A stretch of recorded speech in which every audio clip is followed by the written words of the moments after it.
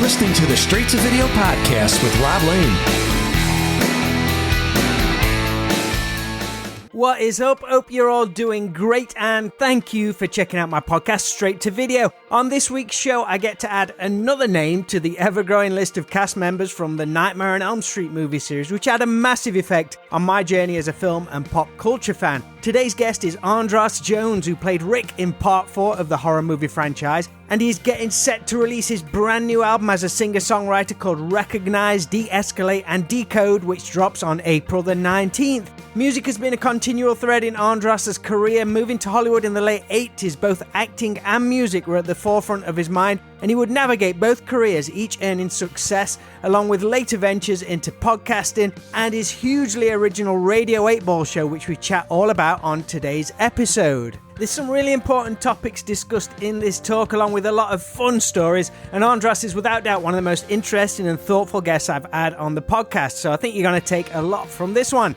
As always, this Straight to Video podcast is proudly presented to you in association with Affinity Photo, an incredible piece of photo editing software which I've been using for graphic design the past couple of years. And it's an extremely affordable alternative to other programs on the market, so please, if you can, check them out at affinity.serif.com. Okay, let's get into it. As mentioned, the new album from Andras Jones called Recognize, De-Escalate and De-Code is out on April the 19th. And can be pre-ordered at www.previouslyyours.com or at andrasjones.com, where you can also find links to every part of his amazing career and creative endeavors. But right now, please enjoy my straight-to-video chat with Andras Jones.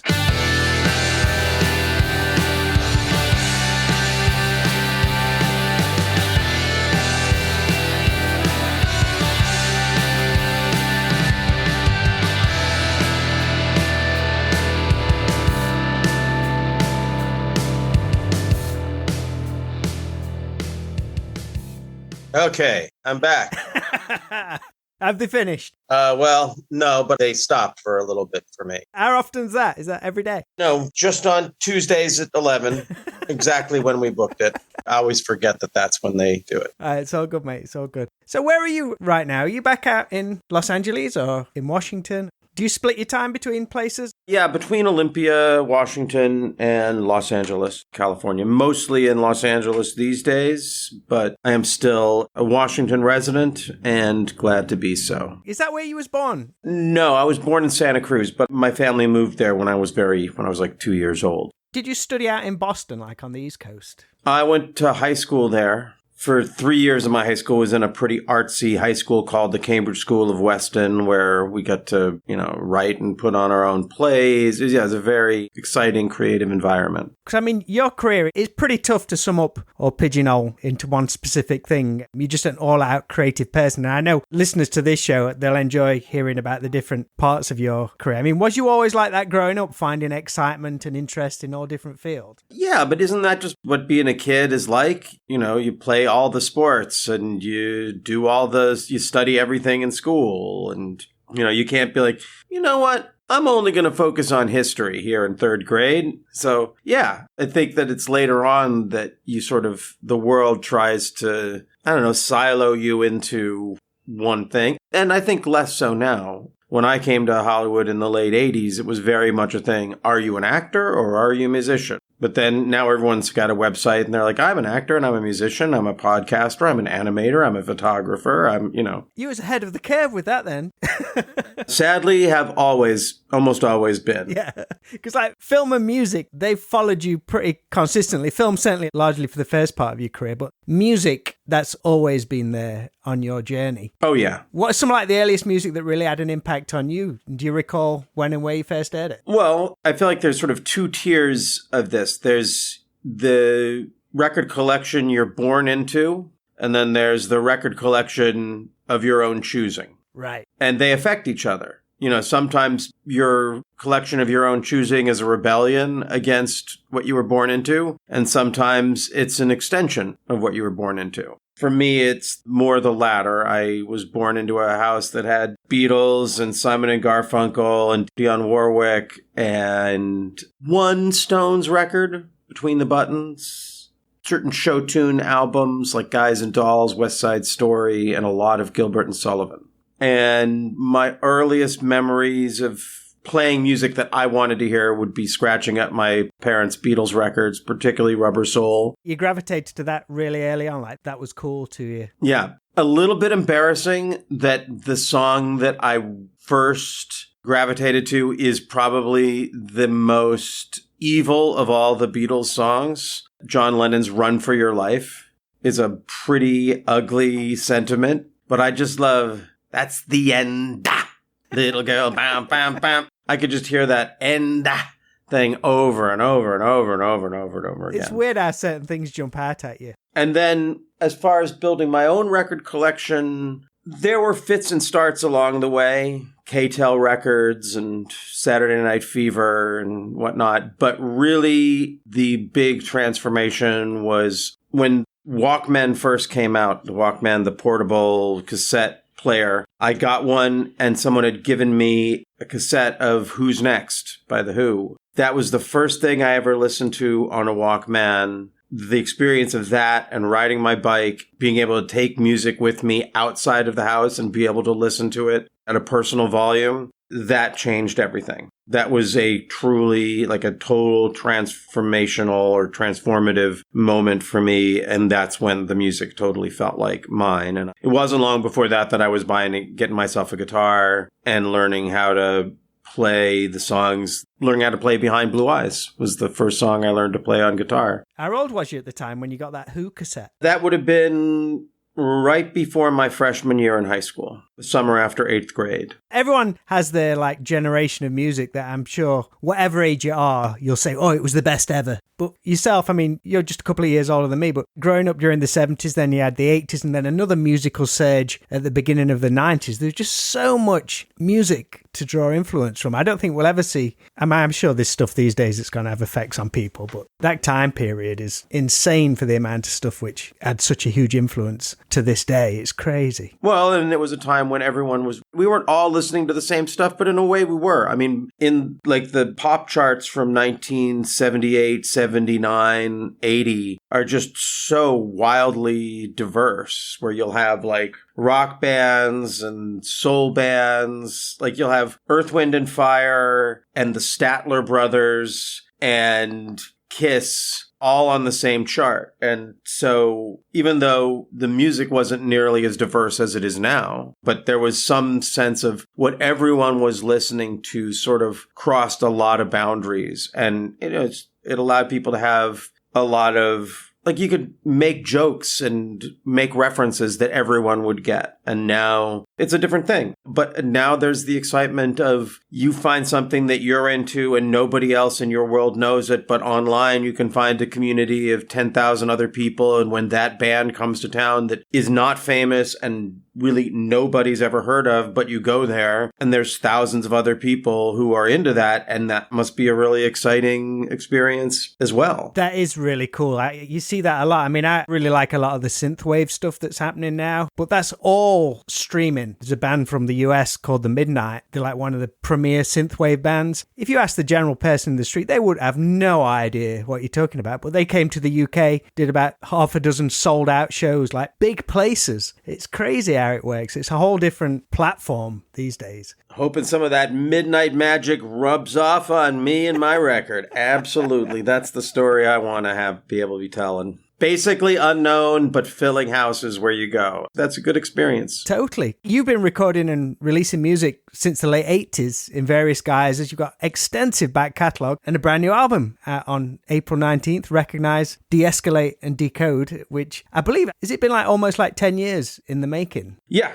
I gave myself the rule of recording one song at a time. Like I write a song, go into the studio with some guys, start the process of working on it, and also build into that the time to work on something for a weekend and then walk away for a month or two and be able to come back and really listen to it fresh. A big part of the process of doing it is the process of taking breaks and of being willing to, I had tracks where we got significantly in and realized, oh no, this is too fast. Gotta go back to the drawing board. So you'd re-record them totally? Or? Yeah. Sometimes there were a couple songs that what's on the record is the second or third approach. There are some on the record where it was recorded in a day and it was basically done. So it wasn't necessarily about being precious about it. It was really about, well, for me, making music, I think a lot of people probably have this experience, but I think also a lot of people don't, is that for me, it's very much a personal experience first. Some people mock the idea of using music or art as therapy and then expecting it to be useful in a performance setting. But for me, most of the things that I write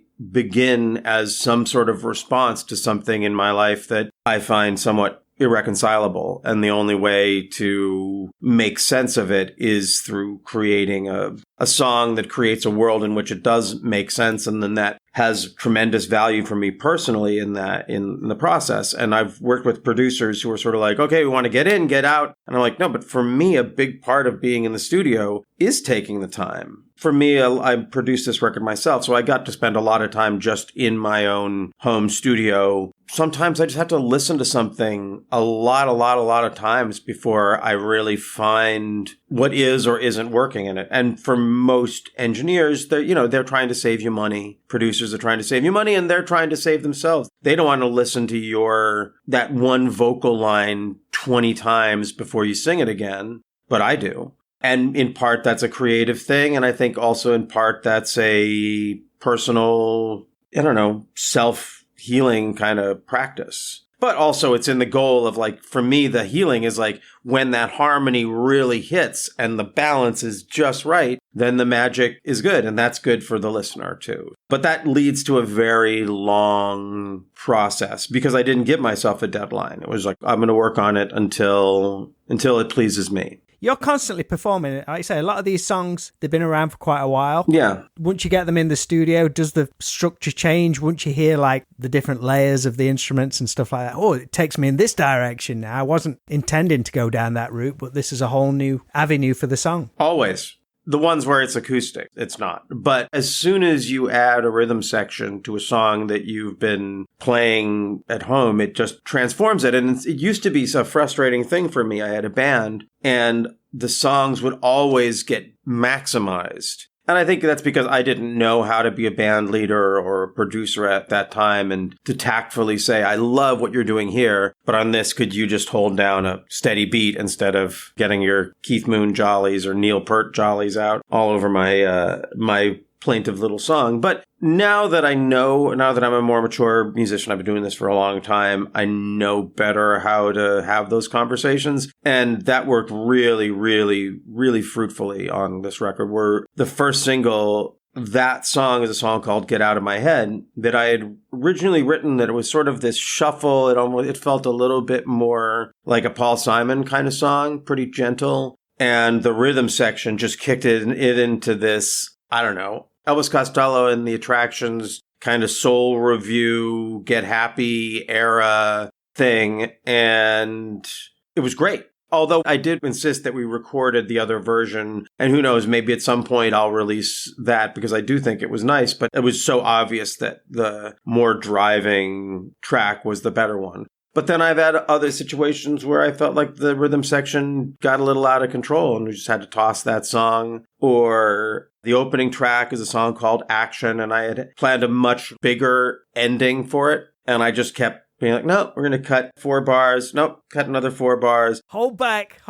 Yeah. And to me, that's also part of the big fun of taking the time is learning what to cut away. Sometimes the idea is if you spend a long time in the studio, you're just adding. But for me, it's really the other way around. It's figuring out how much I can get rid of. Can I just get rid of the drums for this little section just entirely? What happens if we mute that? Oh, wow, it's still driving. And when they come back, energy. Sometimes good to throw everything in, then just start stripping it back. Yeah. The new single, Get Out of My Head, that is one of the songs you worked alongside Ken Stringfellow of the Poses. Yes. He also worked on Olympia's Secret, which has a real Poses vibe stamped onto it. How did the two of you hook up? Well, I worked a bunch with his former partner in the Posies, John Auer. John Auer was a guest on many episodes of the Radio 8 Ball Show, project that I've worked on for many years, where we answer questions by picking songs at random and interpreting them like musical tarot cards. And you can find all about that at radio8ball.com. That's radio with the number 8ball.com. But John had been on the show many times, and I'm the same age as those guys, and I had a band that was me and songwriting partner Josh Claytonfeld, who went on to create the band School of Fish. So early on, there was definitely a sense of, I don't know, jealous competition, I suppose, with the Posies. You know, they were from the same region. They made a cassette demo. It took them to this really exciting place. And I always had a mix of like hometown pride, respect, and also like, who the fuck are these guys? But then working with John, my appreciation for their music deepened a lot. John would play their songs as part of his songs he'd bring as potential answers to the questions from our guests. And that got me into them even more. And then we did a Radio 8 Ball episode that we filmed.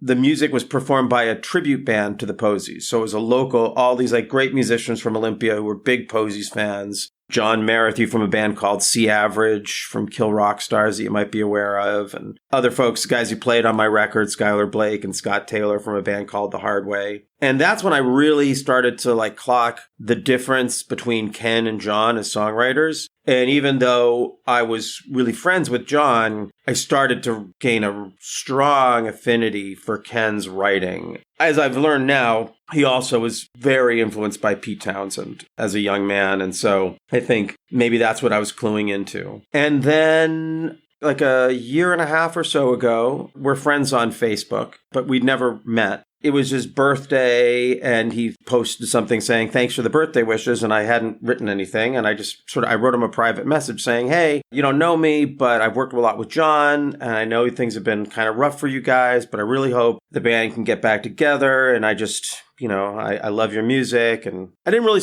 expect to get anything back. But I got a very, very thoughtful and long email talking about the situation that he's been going through with being accused in the media of some things that, could be terrible or could make no sense at all, depending upon what could be determined by an actual process to determine the truth about these things. And my background, my family, my grandfather was called before the House Un-American Activities Committee in the United States in the 50s. He was a scientist at MIT working with lasers, and his grandfather was an old school from Russia communist, like during the revolution. And so my grandfather was called before HUAC, and that created a lot of fear and tension in my family, and all before I was born. But for me, it's just created a strong sense of like, I don't really do blacklists. All of the tactics of blacklisters turn me off immensely. And so I tend to be a little bit more open to like looking beyond just an accusation in the media. So I think that our conversation was good for me, and I think it was good for him. In the midst of it, I was like, hey,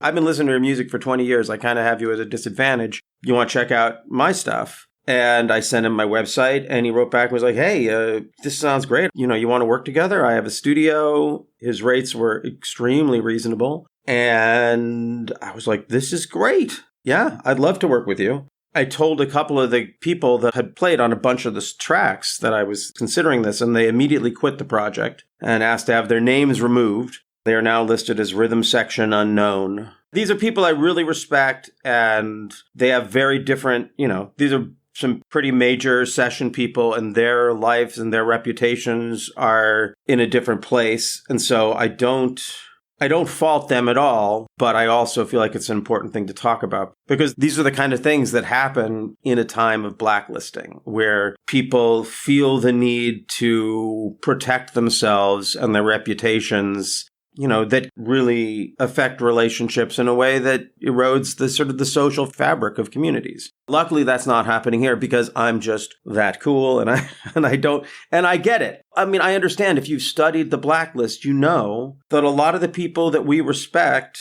had to compromise. You hope that you'll be in a position where when the blacklisters come, you can say, screw you. But at the same time, if you are able to do that, you're in a lucky position. And I'm in a lucky position to be able to do that. If you're not in a position to do that, it's pretty privileged to look at someone who feels like they have to protect themselves and judge them for doing so. Yeah, and it's something I've been thinking about a lot in getting ready for the release of this record. How am I going to talk about this? I mean, the record, Recognize, De-Escalate, and Decode, the title is the main thing that I'm trying to get across. It's almost that what you've just been saying. Yeah. When there's an accusation of anything, whether it's at you or someone you know or someone you are inclined to dislike already, I think that the healthy response is to say, okay, something's been said. I recognize, now let's de-escalate. Let's not turn it up and just get rid of this person. Okay, something has been told. Now let's bring it down to the level where we can talk about it and figure out what really happened. If all parties are parties of good faith, then sometimes you can find out that it's just a miscommunication or a misinterpretation of different ways of being. You also might find out that someone is really being victimized. In that situation, it becomes pretty obvious. If you can get your own prejudices and your own loyalties out of the way to look and see, okay, and the person who's the victimizer in this situation was victimized in their own situation. Usually that's the way these things work, which doesn't mean that you need to protect that person, but it means that maybe rather than villainizing them, you put really strong boundaries that might mean they can't even participate in this anymore. But it doesn't have to come from a place of screw that guy or screw that girl. It's like, no. Cancelled. We're in a complicated world where so many people have been abused and victimized and learned those patterns. And if you're lucky enough to be the person in that situation who isn't the accuser or the accused, then maybe you can keep your nervous system at a place where you can be like, okay, well, how can we work in the best way to figure this out so that we protect the people who need to be protected? We put boundaries there for the people who can't set boundaries for themselves. And what do we then learn as a community? And how can we bring that new knowledge to the next time things get complicated? And right now I see us just doing the opposite, which is to project and escalate and ignore. This looks really bad. That thing that's happening there reminds me of something that happened to me or something I heard about. So that is that thing. We got to get rid of that thing, burn that witch, and then never think about it again. Just screw that person. They're gone. They're canceled is even like in Soviet Russia, they used to call it being disappeared, and that's kind of what we're doing. So that's a long way around to how Ken came to be on the record. No, I appreciate you being so open about it. I think it's great to talk about that and in that perspective as well. It's important. So just basically, one, I love his music and the chance to work with a producer who I knew I just had a strong aesthetic feeling for, who played all these instruments and who has a great voice. It was a strong motivator, but then to have this person to have such a strong response from people in my community that this guy is too toxic to work with. I don't know, the Clarence Darrow, the defending attorney is like, no, then I am definitely working with this guy. Unless I find out in dealing with him, I find out that he really is a dangerous, toxic, misogynist.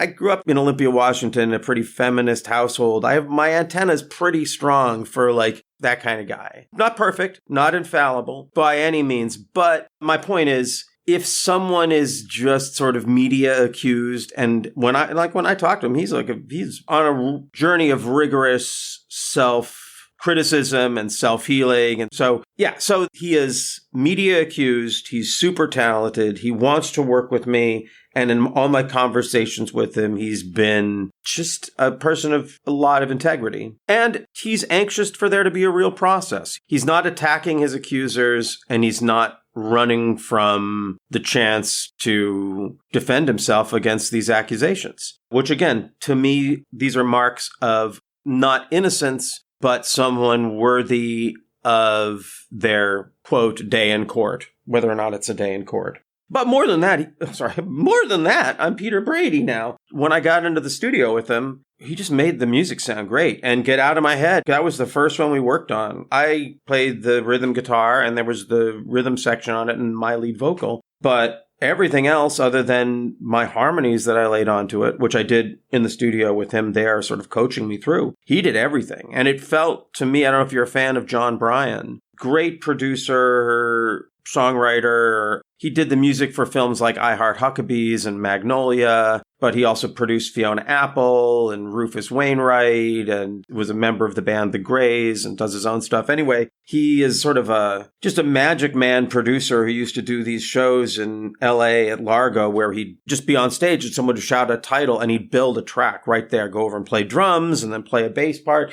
And while it was happening, you couldn't tell how it was all going to work, but you could kind of tell that he could tell how it was all going to work because it always came together. And that's kind of what it was like watching Ken work on Get Out of My Head. He'd go weep, weep, weep on the guitar and be like, that's cheesy. Okay, I'll just sit back. And then he'd do two other things. And by the time that those two other parts were there, that one thing that he'd laid down was perfect. It was one of my best experiences in the studio working with anyone. One of the songs which has been around for quite a while, Record Store, does that song relate to a particular place for you? Yeah, that's very much a song about Olympia, Washington. I wrote most of the songs in Olympia about things in Olympia, dynamics I experienced in Olympia. And at the time when I was writing those songs, it felt like a very Olympia-centric, like you had to be here to understand it. And over that time, I feel like a lot of what I felt like was sort of specific to Olympia got exported to the larger world. And so these dynamics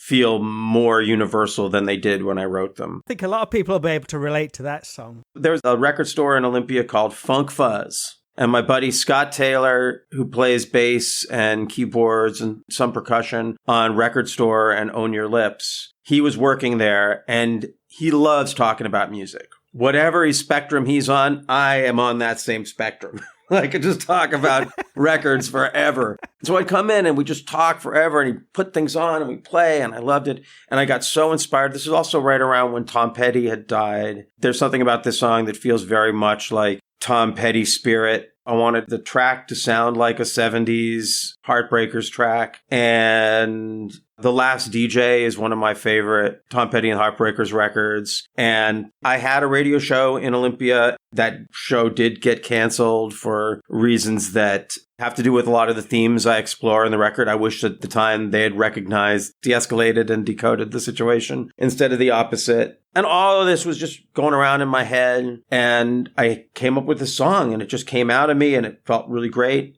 I went into the studio. I worked with Scott and Skylar on it. And we took, it took a while doing the process we did. We'd get together for a weekend and then take a couple months off and get together for another weekend. Finally, the song is finally done. I'm so excited to play it for the guys down at Funk Fuzz. And literally the week that the song was finished, Funk Fuzz closed. And I was like, my town still gotta, oh God, so depressing. How long had it been there? Well, it was in a place called Dumpster Values. And the guy who runs it, a guy named Johnny Baltimore, he'd had like little record sales, like he'd had a booth at the campus book and record store thing for a long time. And then he moved into Funk Fuzz. We actually have several record stores in Olympia, but I really just like this one because my friend, not to cast too much shade on the record stores of Olympia, but some of them has some pretty snarky, make you feel like shit just for asking for a record kind of thing. So for me, the joy was in not just the record store, but having a really friendly, welcoming face in the record store as someone who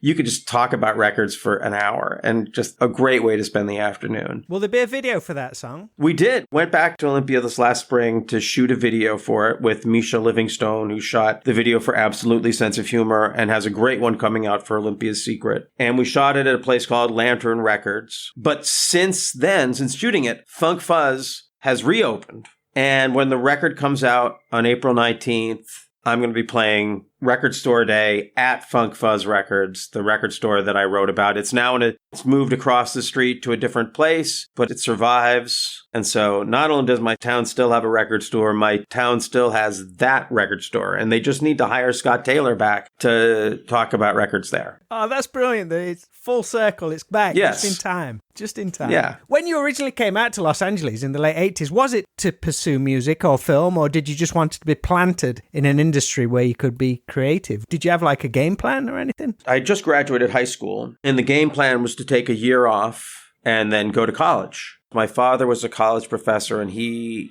always said that students who go directly from high school to college often don't know why they're even in college. So he recommended to take a year off. I moved out to LA, and I was always writing music, but I definitely came out with the idea of wanting to pursue acting. But it wasn't an either or. It was just that if you're going to go to LA was a place for acting. You could go anywhere to make music. I got pretty lucky. I had a friend, not even a friend, a guy I'd interviewed from my high school who had written the movie The Sure Thing, a guy named Jonathan Roberts. We reconnected, and he let me crash in his place for a few months. So while I was living at Jonathan Roberts' place, he was in a cool scene in LA. He was in with the Interview magazine crowd, which is Andy Warhol's thing. And so some stuff he went to, I was invited to, and some stuff I wasn't. The Trivial Pursuit parties with Bruce Willis and Don Johnson, not invited to. Bowling with the cast of the TV show Fast Times, I was invited to.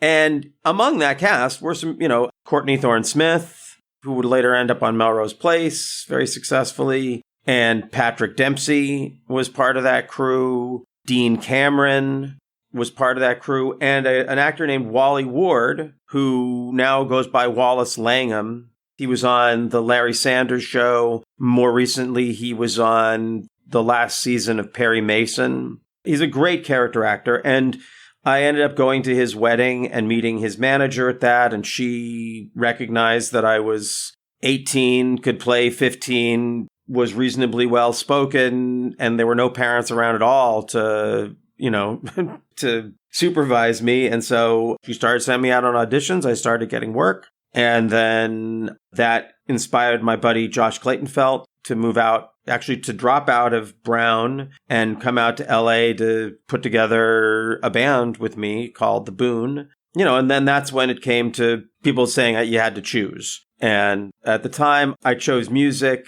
In retrospect, I would give actors different advice, which is the world of screen acting is a very limited window, whereas music is always there for you. You can be a crusty old guy like me and still be coming out with new records that are, have some chance in the marketplace. That's interesting. You said a friend of mine, he had like a choice to become a mixed martial arts fighter. He was a musician, and then he had this window. He says, I can be a musician anytime. I've got maybe 2 years to try and train and be a legit fighter. So yeah, that's what he did. Yeah. That's cool that Dean Cameron was in that circle. Did you ever get him to play bass for you on anything? Oh, no. I was definitely like the little kid hanger on. They were all well ahead of me on the track. I don't know how I got to be close with Wally and his fiance and then wife, because I feel like those are the only ones I really got close with. And maybe that was because I ended up at their wedding, and then I ended up with Wally's old manager. And so, yeah,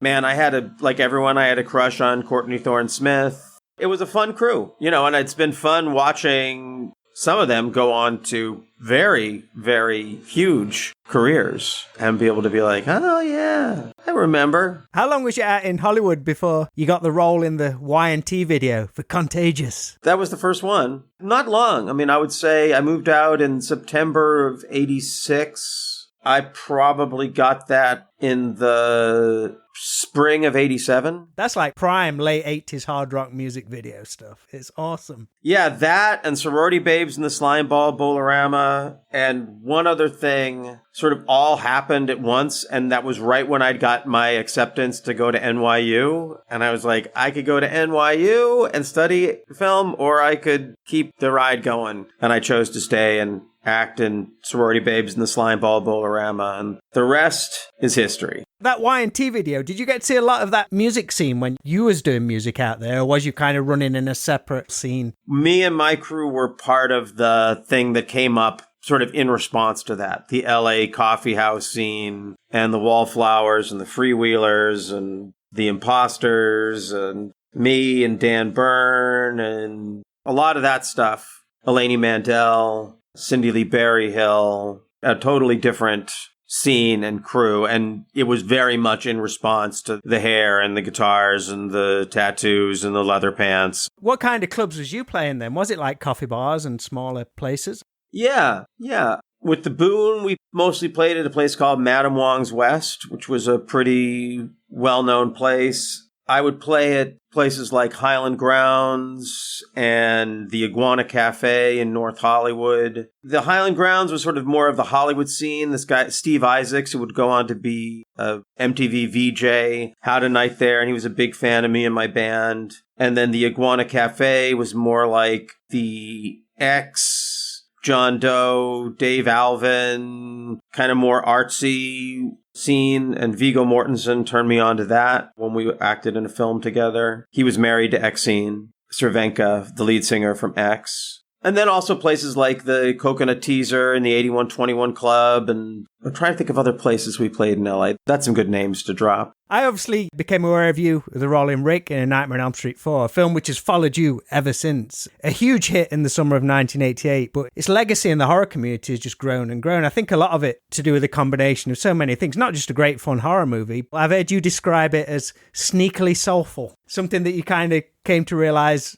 over time. That must have been like a real whirlwind experience, as they were like really churning those movies out over those few summers to meet demand. And I think you'd shot it in the spring and it was in theaters. You're like, what, 6 weeks later, 7 weeks later? No, that's definitely a case of the John Lennon line, life is what happens when you're busy making other plans. Me and the rest of the cast, we joke about it a lot. I don't think any of us thought at the time that Nightmare on Elm Street Part 4, The Dream Master, would come to define our lives in a big way. But it has. And I think we've all sort of had, I think we're all different, but I think that in general, for most of us, there's been sort of a growth of the relationship with it. I think we all at some point were like, oh, come on, I'm not just the guy. I don't want to be Troy McClure from The Simpsons. Like, hi, I'm Andras Jones. You might know me from Nightmare on Elm Street, The Dream Master. And that's a very sort of like self-imagey kind of way of looking at it. But then if you do a bunch of cons, and there's obviously a financial incentive in going there, you make money doing it. But you also go to ones where you don't make money, or where you don't make really enough to justify the amount of effort that it takes to go someplace and sit someplace and be embarrassed with no one's coming to your table. But what you come to realize pretty quickly is that there's a real heart value in meeting the people who have this profound experience with something maybe you didn't think was so profound. You know, I've had so many people come up to my table, strong, healthy men who are like, I started doing martial arts because of Rick.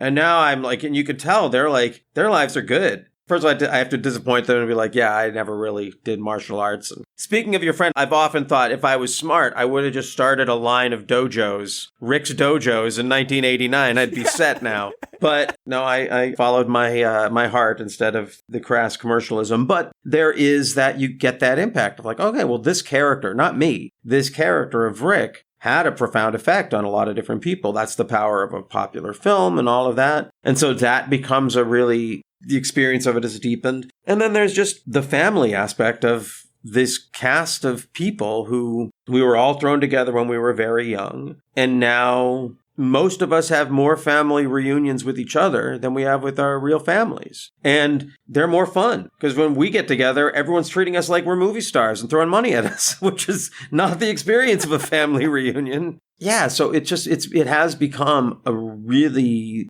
powerful and deep life experience, my relationship with Nightmare. And also, my father was a dream psychologist, and I grew up in a house where dreams were talked about a lot. And my dad, I lost him pretty close after Nightmare on Elm Street. So in a weird way, my relationship with Nightmare on Elm Street has been sort of a side door connection to my father and his legacy. You know, none of this is anything that I could have planned for when I was auditioning for the film, when I got the film, when it came out.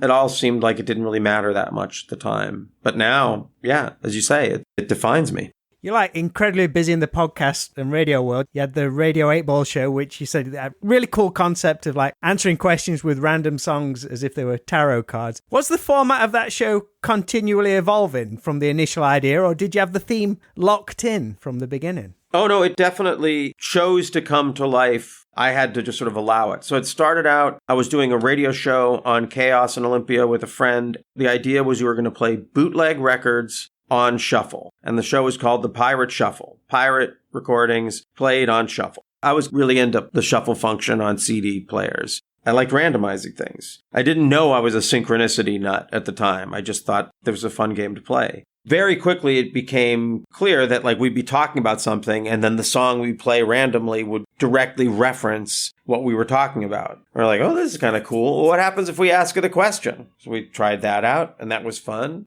And they're like, oh, what if we open the phone lines and see if people called in and they liked it? And then I went home after that. I was like, that's the action. And I came up with the name Radio 8 Ball. I did it with my co-host for like a few weeks. And then he had the response that a lot of people would have to this is like, this is too freaky and weird. I'm out. And so I just kept doing it on my own. At first, we're just playing CDs on shuffle function. Then I started inviting musicians I knew to come in and with a list of songs, and people would, on the radio, would pick a number between 1 and 8, and then that would determine the song the artist would play. And then we started doing it live at shows and adding the wheel and the different Radio 8 cards as ways to determine how to pick the songs.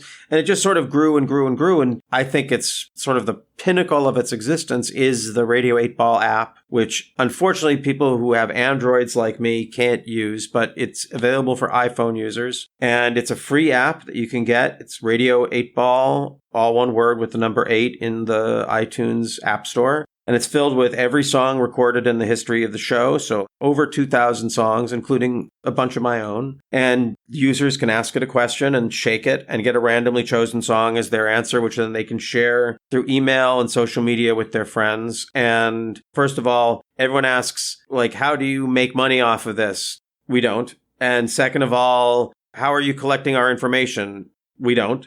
If you would like to get on my mailing list, we'll tell you at the end of the podcast where you can find my website. If you want to be followed by me, you can. No, the Radio 8 Ball app is really, I believe in this format. I believe that engaging with synchronicity in a playful way that also engages your genuine desires and concerns and fears is good for individuals and also ultimately is good for the greater human project. Like, there is something that is pretentious about the way I approach my work. You may get, like, recognize, de-escalate. I don't mean pretentious in this. I hope it's in the good way, in that I have the goal when I put something out there that it has to do more than just be an advertisement for how cool I am, that there's some idea that I think will make the world better, whether it's recognize, de-escalate, and decode, or the idea of engaging with synchronicity through music with Radio 8 Ball, or my other podcast, The World is Wrong, which is all about films and film artists the world is wrong about. And I feel like that goes back to what we were talking about with Ken, that there's just a lot of the world and people around us in the world making very strong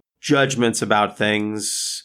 And my opinion is usually when those judgments are negative, they're usually more likely to be wrong than if they're positive or open to possibilities. And I maybe undercut myself by calling it pretentious, but I think Bono, who's a king of pretension, once said, you know, you want to be called pretentious, just be optimistic or be, what is it? I don't know if it's be optimistic. Basically tell the truth and care. And you're going to sound very pretentious. It's much easier to be like, oh yeah, it's all bullshit and I'm just out here to play for cigarettes and drinks, man, for the people. No, I want to change the world. There you go. We need help. And we got to help ourselves and each other. We definitely need help right now, yeah. You mentioned The World is Wrong podcast. There's 100 episodes of that. But what I thought was interesting, your co-host, Brian Connolly, he was manager at Vulcan Video in Austin, Texas, and you filmed and directed this really cool pilot show about the store in 2016, prior to it closing during COVID. How did that whole come about? Oh, well, I've known Brian. We both are Olympia guys, and he's about 10 or 15 years younger than me. So I knew him just from around town. And he worked at the local video store that I would go to. And he was like my friend Scott, like someone you could just go and talk to about movies. And he was also a little bit impressed that I was in movies. And so that made him maybe more interested in me than he would be otherwise. And he cast me in some of his local film projects that he was working on when I was living there. And then we reconnected. Generally, every few years, we'd reconnect and talk movies. And I was working with a company in LA that was looking to do a pilot about video stores. And I thought, oh, this will do this thing. And I thought it came out really, I was very, very happy with the way that came out. So I'm glad that you're talking about it. I sometimes forget it exists. But yeah, it's on the World is Wrong podcast website. It's super cool. It's almost like that Clerks, almost like High Fidelity kind of thing. I love the bit where he's talking about Hal Needham. Yeah. I'm trying to convince him it's Stoker Ace. He's like, it's Stroker Ace. It's Stroker Ace. I know it.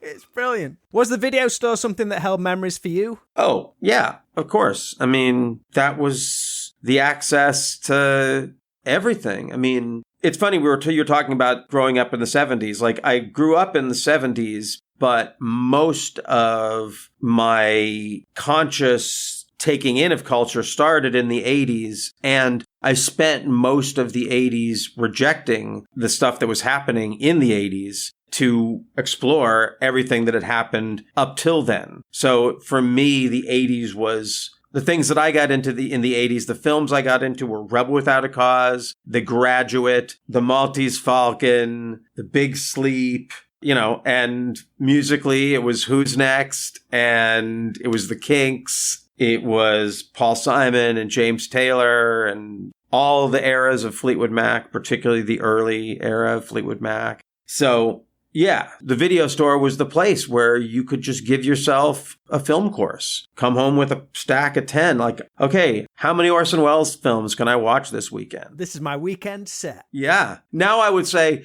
don't do that. Watch one Orson Welles film every weekend for several months. That's the way to do it. Maybe one or two a week. Give these films a little bit of time to percolate. Kind of to tie it in with that and bring things to a close, I want you to time travel to a Friday night in Olympia in the mid to late 80s, and you're heading to the video store. You got your Walkman. You're not allowed to have the Who cassette on there. Which movie soundtrack do you have on the Walkman, and what 3 tapes are you going to rent for the weekend? All the Orson Welles films are out. They've been rented. Okay, so they did make a film of the concert for Kampuchea, which had Paul McCartney and members of Zeppelin and Elvis Costello and Rockpile and The Who. I would be listening to the Concert for Kampuchea soundtrack on my headphones. If not, maybe the soundtrack for The Kids Are All Right film also. That's the journey home. Yes. And I think this might be a little bit more early 90s than late 80s. But I'm going to go with a nice sort of political thriller, not all thrillers, sort of a political night. We're going to start with Bob Roberts, the Tim Robbins, his first film about the folk singing conservative politician running against Gore Vidal. Just love that film. Tim Robbins is one of my favorite directors. Wish he got to make more films. And then got to watch JFK, Oliver Stone's JFK. And then we'll wrap it up with a film I think I bought from my old co-host, Brian Connolly, at Video One in Olympia when it was going out of business, a film called The November Men by the director Paul Williams, not the songwriter or the architect or the founder of Crawdaddy magazine. We actually did a whole season about Paul Williams, the other Paul Williams, on The World Is Wrong. He was one of the producers on Badlands and on Sisters, the first De Palma film. Or not the first De Palma film, but sort of his first hit. He has this film called The November Men, all about a director who makes a film as a cover for an assassination attempt on the life of George Bush. And in the film, they actually got on at the tarmac with George Bush.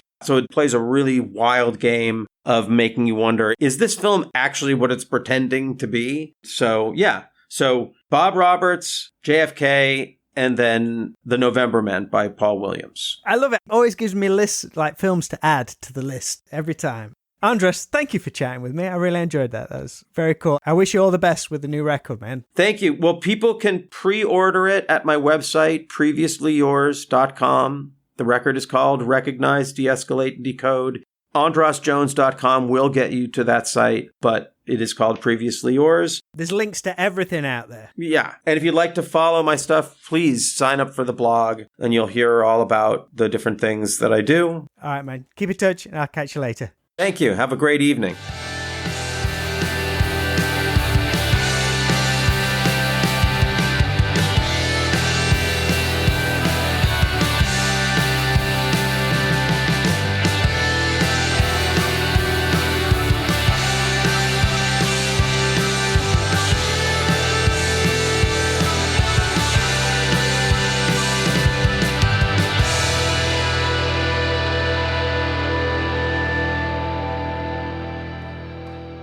Huge thanks to Andras Jones for such an open and candid chat here on the Straight to Video podcast. It was a blast to deep dive into all his creative worlds and to see how each have shaped him into who he is today, and that creativity shows no sign of slowing down. His new album, Recognize, De-Escalate De-Code, is out on April 19th and can be pre-ordered from previouslyyours.com or at andrasjones.com. There's vinyl editions available too, and also be sure to check out all the other cool stuff that Andras does.